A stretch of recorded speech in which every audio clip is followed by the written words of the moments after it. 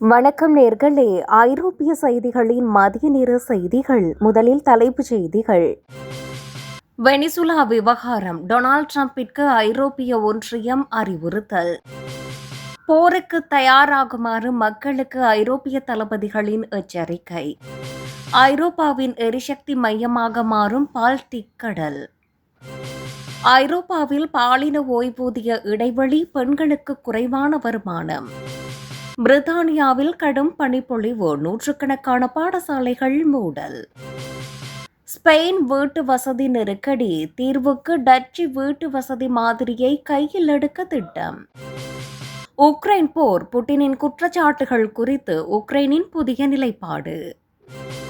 Venezuela விவகாரம், பிரித்தானியாவில் labour கட்சிக்குள் வெடித்துள்ள கடும் மோதல். இனி விரிவான செய்திகள். வெனிசுலா விவகாரம், டொனால்ட் ட்ரம்பிற்கு ஐரோப்பிய ஒன்றியம் அறிவுறுத்தல். வெனிசுலாவின் அரசியல் மாற்றம் குறித்து அமெரிக்க அதிபர் டொனால்ட் ட்ரம்ப் தெளிவற்ற நிலைப்பாட்டை தொடர்ந்து கடைபிடித்து வருகிறார். இந்த நிலையில் வெனிசுலா விவகாரத்தில் சர்வதேச சட்டங்கள் மற்றும் ஜனநாயக நெறிமுறைகள் மதிக்கப்பட வேண்டும் என்று ஐரோப்பிய ஒன்றியம் வலியுறுத்தியுள்ளது. அங்கு நிலவும் அரசியல் நெருக்கடிக்கு அமைதியான முறையிலும் பேச்சுவார்த்தை மூலமும் தீர்வு காணப்பட வேண்டும் என ஐரோப்பிய தலைவர்கள் கோரியுள்ளனர். வெனிசுலாவில் ஆட்சி மாற்றத்தை அமெரிக்கா எவ்வாறு கையாளப் போகிறது என்பதில் உலக நாடுகளிடையே பெரும் எதிர்பார்ப்பு நிலவுகிறது. தன்னிச்சையான முடிவுகளை தவிர்த்து உலகளாவிய விதிகளின்படி அமெரிக்கா செயல்பட வேண்டும் என்பதே ஐரோப்பிய ஒன்றியத்தின் நிலைப்பாடாக உள்ளது. ஏற்கனவே உக்ரைன் மற்றும் பிற விவகாரங்களில் ட்ரம்பின் கொள்கைகளால் சர்ச்சை எழுந்துள்ள நிலையில் இந்த எச்சரிக்கை முக்கியத்துவம் பெறுகிறது. போருக்கு தயாராகுமாறு மக்களுக்கு ஐரோப்பிய தளபதிகள் எச்சரிக்கை. ரஷ்யாவுக்கும் உக்ரைனுக்கும் இடையிலான போர் நீடித்து வரும் சூழலில் ஐரோப்பாவின் உயர்மட்ட இராணுவ தளபதிகள் ஒரு தீவிர எச்சரிக்கையை விடுத்துள்ளனர். வரும் ஆண்டுகளில் ரஷ்யாவிடமிருந்து நேரடி தாக்குதல் ஏற்படக்கூடும் என்பதால் ஐரோப்பிய நாடுகள் தற்காப்பு நடவடிக்கைகளை இப்போதே பலப்படுத்த வேண்டும் என அவர்கள் வலியுறுத்தியுள்ளனர்.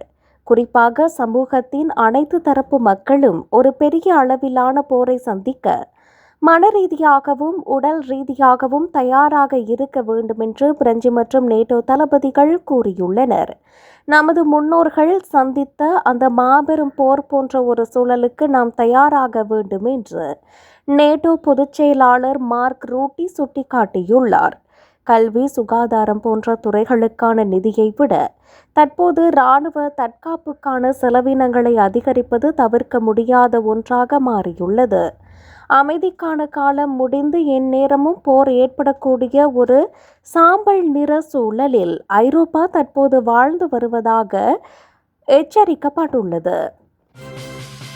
ஐரோப்பாவின் எரிசக்தி மையமாக மாறும் பால்டிக் கடல். உக்ரைன் போருக்கு பிறகு ரஷ்யாவின் எரிசக்தி மீதான சார்பை குறைக்க ஐரோப்பா முயன்று வரும் சூழலில் பால்டிக் கடல் ஒரு முக்கிய மையமாக உருவெடுத்துள்ளது.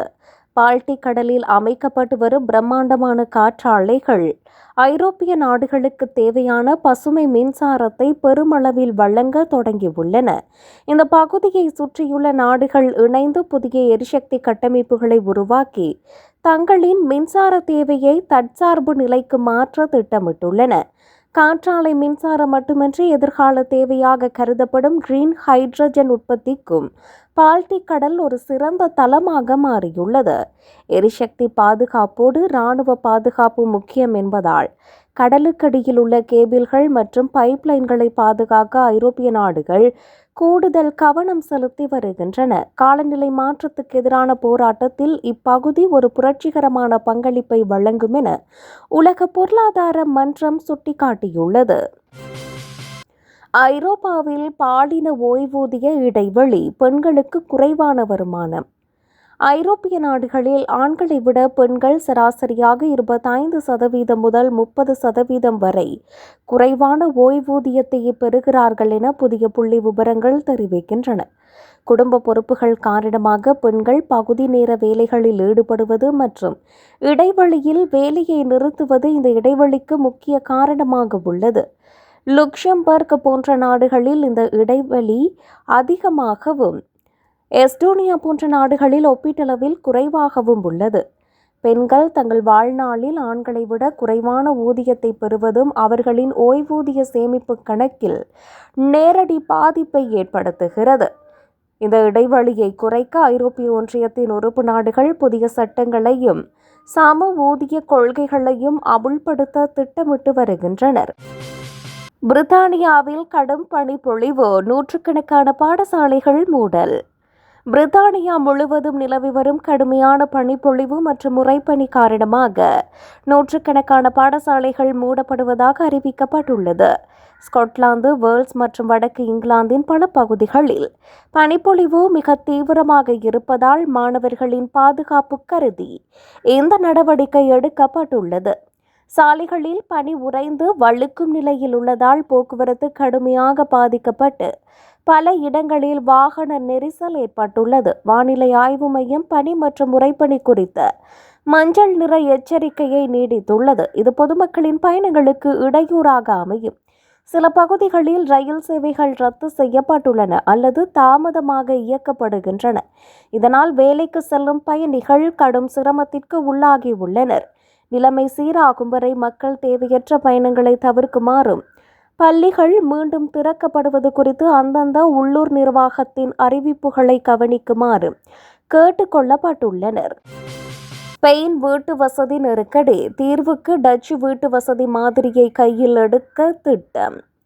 ஸ்பெயினில் வீட்டு வாடகை மற்றும் விற்பனை விலை விண்ணை தொட்டுள்ளதால் சாதாரண மக்கள் வீடு வாங்க முடியாமல் தவிக்கும் கடும் நெருக்கடி ஏற்பட்டுள்ளது.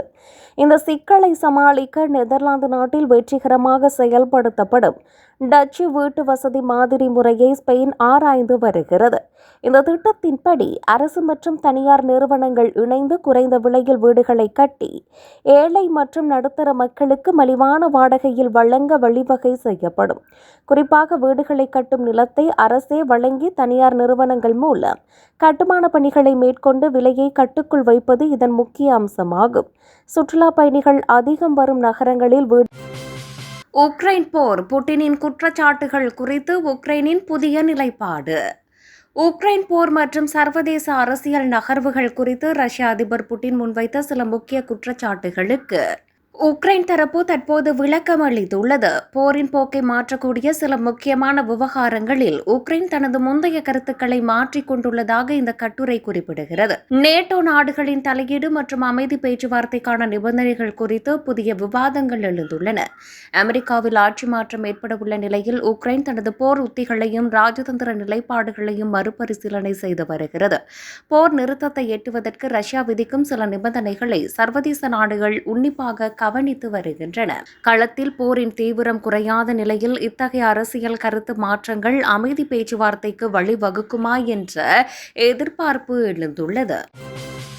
வெனிசுலா விவகாரம், பிரித்தானியாவில் லேபர் கட்சிக்குள் வெடித்துள்ள கடும் மோதல். வெனிசுலா அதிபர் நிக்கோலஸ் மதுரோவின் ஆட்சியை ஆதரிக்கும் விவகாரத்தில் பிரித்தானிய ஆளும் கட்சியான லேபர் கட்சிக்குள் பெரும் பிளவு ஏற்பட்டுள்ளது.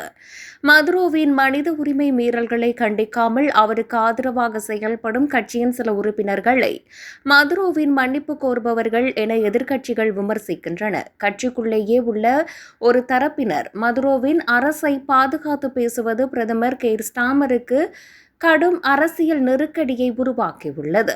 ஜனநாயக விரோத செயல்களில் ஈடுபடும் ஒரு சர்வாதிகாரிக்கு லேபர் கட்சியின் சில எம்பிகள் மறைமுக ஆதரவு அளிப்பது ஏற்புடையது அல்ல என அதிருப்தி கிளம்பியுள்ளது. இந்த விவகாரம் லேபர் கட்சிக்குள் இடதுசாரி மற்றும் மிதவாத குழுக்களுக்கு இடையே நிலவும் கொள்கை ரீதியான விரிசலை மீண்டும் வெளிச்சத்திற்கு கொண்டு வந்துள்ளது. சர்வதேச அரங்கில் பிரிட்டனின் நட்பெயருக்கு களங்கம் விளைவிக்கும் இத்தகைய செயற்பாடுகள் குறித்து உடனடியாக விசாரணை நடத்த வேண்டும் என பல தரப்பிலிருந்து கோரிக்கைகள் எழுகின்றன.